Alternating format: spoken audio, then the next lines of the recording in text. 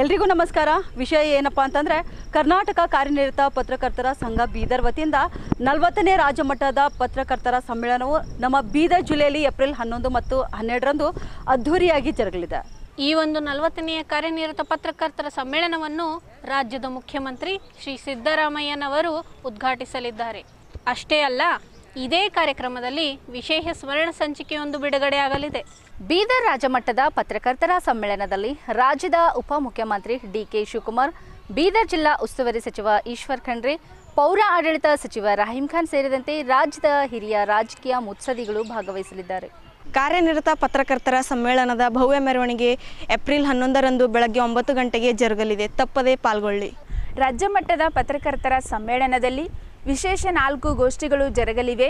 ಜ್ಞಾನ ಪಡೆದುಕೊಳ್ಳಲು ಉತ್ಸಾಹದಿಂದ ಪಾಲ್ಗೊಳ್ಳಿ. ಬೀದರ್ ಕಾರ್ಯನಿರತ ಪತ್ರಕರ್ತರ ಸಮ್ಮೇಳನದಲ್ಲಿ ರಾಜ್ಯದ ಪ್ರತಿಷ್ಠಿತ ಸಾಧಕ ಪತ್ರಕರ್ತರಿಗೆ ಪ್ರಶಸ್ತಿ ಮತ್ತು ಸನ್ಮಾನ ಮಾಡಲಾಗುತ್ತದೆ.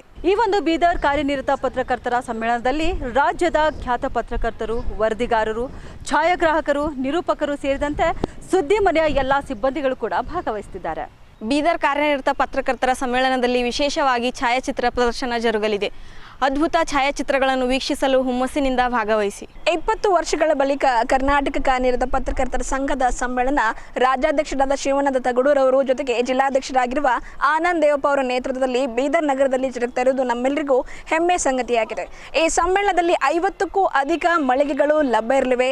ಈ 50 ಮಳಿಗೆಗಳಲ್ಲಿ ಅಂದರೆ 50ಕ್ಕೂ ಅಧಿಕ ಮಳಿಗೆಗಳು ಇರ್ತವೆ. ಈ ಮಳಿಗೆಗಳಲ್ಲಿ ನಿಯತಕಾಲಿಕ ಹೊಸ ಬಗೆಯ ಮಾಹಿತಿಗಳನ್ನು ಪಡೆದುಕೊಳ್ಳಬಹುದಾಗಿದೆ. ಹಾಗಾಗಿ ಎಲ್ಲರೂ ಈ ಒಂದು ಸಮ್ಮೇಳನಕ್ಕೆ ಸಾಕ್ಷಿಯಾಗುವ.